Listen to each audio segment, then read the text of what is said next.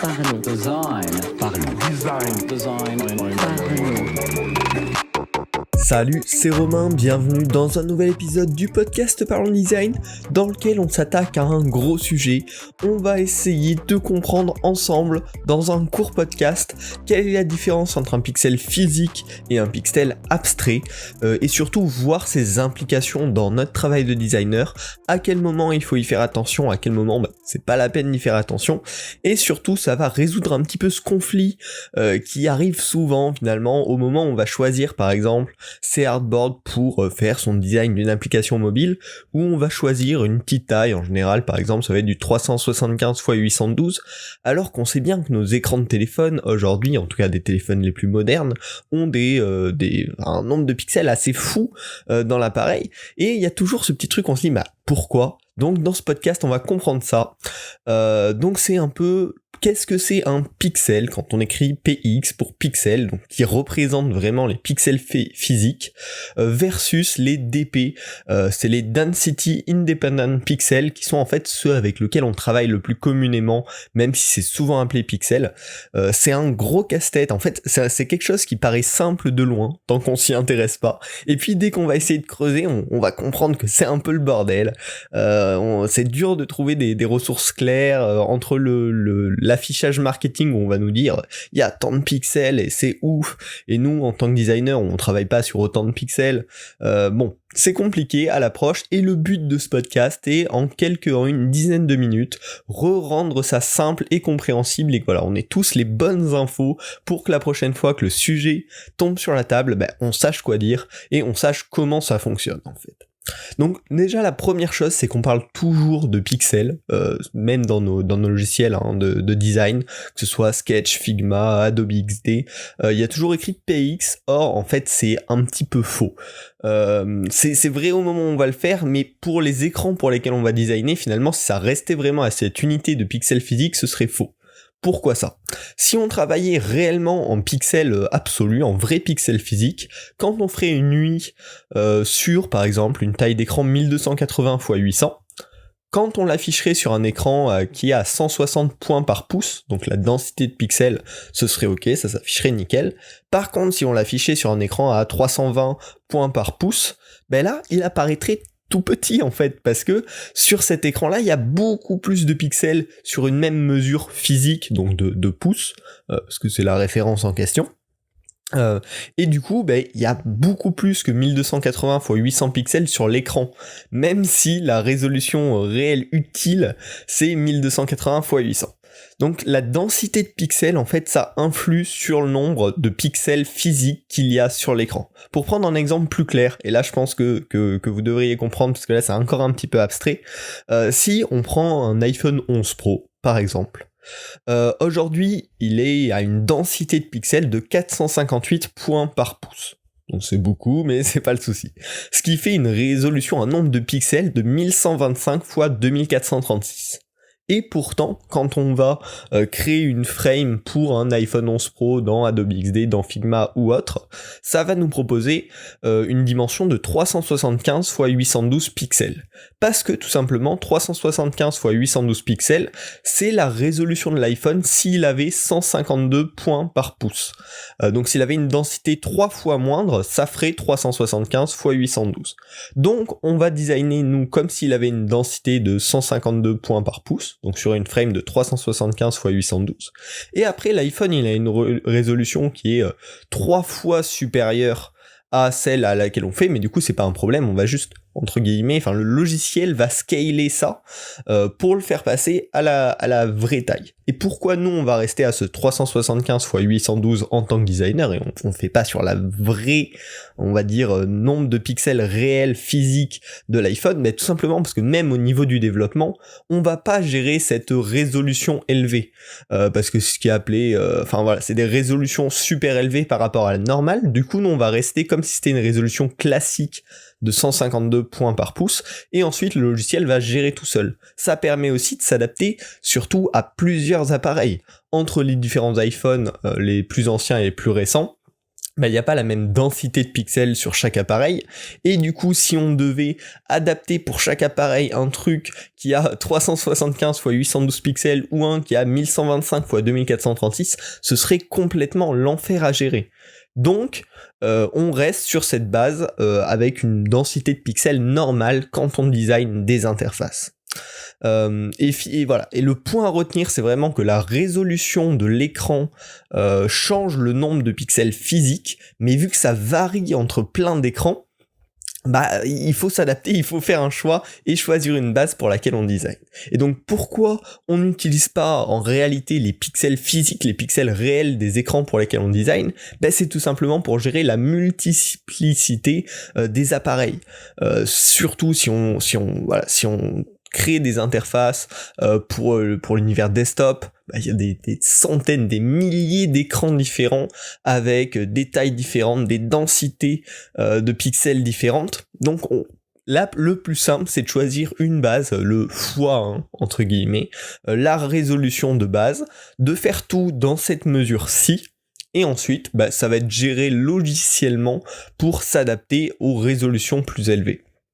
C'est notamment aussi également très utile pour quand on design pour Android, où pareil il y a énormément d'appareils différents avec des résolutions différentes, et c'est d'ailleurs Google qui a créé le second point dont on va parler, les DP, la Density Independent Pixel, enfin en tout cas qui l'a popularisé cette mesure. Alors qu'est-ce que c'est la différence finalement entre PX et DP? PX, c'est les pixels physiques, donc par exemple, on reprend notre exemple de l'iPhone 11 Pro, un iPhone 11 Pro à 1125 x 2436 pixels physiques, voilà. Mais par contre, les DP, c'est les Density Independent Pixel. Ça va être un pixel abstrait, c'est-à-dire que physiquement, il n'y a pas forcément, quand on dit un DP, ça contient pas forcément un pixel, mais c'est voilà le pixel abstrait basé sur une résolution de 160 points par pouce. Donc ce qui va se passer quand on fait par exemple un petit carré de 1 DP sur 1 DP, c'est que si on est sur un écran avec une densité de 160 points par pouce, il va faire une certaine taille visuellement, physiquement, mais si l'écran il est 2 fois plus dense, 3 fois plus dense, 10 fois plus dense, la taille d'affichage à l'écran restera toujours la même. Il sera affiché sur plus de pixels physiques parce que l'écran sur une même longueur physique, genre sur 1 cm, il affiche plus de pixels physiques parce que la densité est plus importante, mais par contre nous le rendu pour l'utilisateur il sera le même, notre objet qui faisait un petit centimètre, il fera toujours 1 cm sur l'écran. Et donc c'est ça qui permet en fait de travailler avec des pixels qui sont pas dépendants de la densité de l'écran, d'avoir une interface finalement qui fait tout le temps la même taille pour l'utilisateur, peu importe l'écran sur lequel elle l'utilise. On imagine bien, ce serait vachement embêtant si notre bouton, on a souvent dans les guidelines par exemple le fait de faire un bouton de minimum 44 pixels x 44 pixels, si en fonction de la densité de l'écran, la taille physique sur laquelle on peut appuyer change, ce serait vraiment pas pratique. Alors qu'en fait en travaillant comme ça, avec ces pixels qui sont pas dépendants de la densité, notre objet de 44 pixels indépendant de la densité, ce sera toujours la même zone que l'utilisateur pourra taper, peu importe la résolution de son écran. Donc en fait, en réalité, on utilise tout le temps le DP, même s'il est nommé pixel, parce que on crée des images qui ont une certaine taille, mais ensuite dans l'interface, quand elle va être développée, quand elle va être conçue, on utilise, même sans y penser, sans s'en rendre compte, le DP. Parce que pareil, pour un développeur, il n'a pas besoin de préciser pour chaque densité d'écran comment va être géré ces tailles d'éléments, ces espacements, etc. Parce qu'en fait ça scale plus ou moins selon la densité, c'est géré un petit peu nativement. Donc finalement, pourquoi c'est important? Pourquoi on s'est cassé la tête à faire toute cette démarche si je vous dis l'ordi il va le gérer, ça va s'adapter, ça va marcher tout seul. Bon, déjà c'est pour comprendre un petit peu la différence entre la résolution affichée, la densité de pixels, enfin voilà, toutes ces infos. Mais surtout, parce que du coup, vu qu'il scale et qu'il met à l'échelle, on peut avoir des petits problèmes de demi-pixels physiques, par exemple. Si on a une ligne de 2 pixels, non, là j'allais prendre un exemple qui allait foirer. Si on a une ligne de 3 pixels de large, qu'on la met sur un écran qui est 1,5 fois plus dense, que notre densité de base, bah du coup on va se retrouver avec une ligne qui a une largeur de 4 pixels et demi physique. Et du coup, bah là, ça va faire un peu moche, ça va faire un espèce de flou pas ouf. Et donc, bah, ça, il faut le gérer. Bonne nouvelle, c'est quand même rarement impactant. C'est que sur certains points précis qu'on va voir juste en dessous, parce qu'en général, c'est bien géré, que ce soit sur les typos, que ce soit sur les éléments que vous allez, on va dire, insérer, coder, ça pose pas de soucis. Mais par contre, ce qui va poser souci, c'est sur tout ce qui est icônes, illustrations, images. Là, il va falloir gérer ces différentes densités de pixels, parce que sinon, ça va pas être beau. Donc la solution, elle est relativement simple, c'est de faire des exports en x1, x2, x3. Donc vous aurez votre icône pour la densité classique, la x1, l'icône x2 pour une densité plus haute, et l'icône x3 pour une densité encore plus haute. Et surtout, ce qu'il va falloir prendre en compte, voilà, c'est bien vérifier que votre icône, par exemple, vous n'allez pas lui faire un x1,5 et que ça va tout casser. Donc l'idéal, c'est d'utiliser des mesures qui, même quand on va faire du x1,5, bah ça va bien se comporter, ça va pas faire tout moche. Et c'est notamment pour ça que Google avait popularisé à un moment la grille de 8. Pour les espacements, les tailles. C'est-à-dire on va utiliser tout le temps des multiples de 8 pour espacer les objets, pour faire les tailles des objets. Pourquoi 8 ? Bah tout simplement parce que 8, même selon la densité de l'écran, ça va toujours bien se diviser. Si on est sur une densité 2 fois moindre à la normale, 8 divisé par 2, ça fait 4, ça va nickel. Si on est sur un écran 1,5 fois supérieur à la densité normale, bah on va être sur 12, c'est nickel, ça marche, x2 ça fait 16, etc.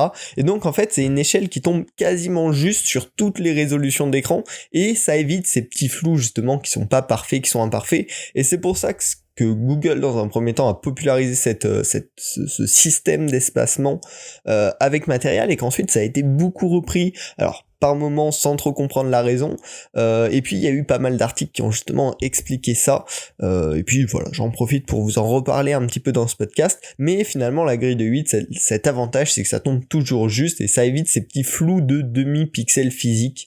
Bon, j'espère que ce podcast vous aura aidé, vous aura éclairé, c'est pas évident, c'est un vrai challenge pour moi de faire ce podcast, et en même temps j'espère que ça va vous apporter de la valeur, parce que c'est un sujet un petit peu complexe, faut vraiment faire cette séparation. S'il y a un truc à retenir, c'est il y a les pixels physiques qu'il y a réellement sur l'écran, mais ça on s'en fiche un petit peu finalement.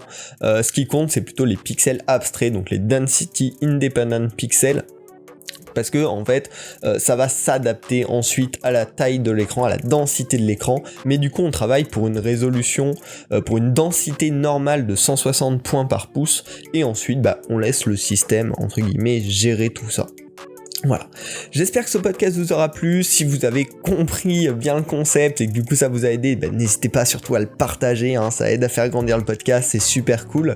Et puis je vous invite également à vous abonner pour suivre les prochains épisodes, la fin de la saison 3 et surtout la saison 4 de Parlons Design qui va arriver après la saison 3, hein. Tout à fait logique.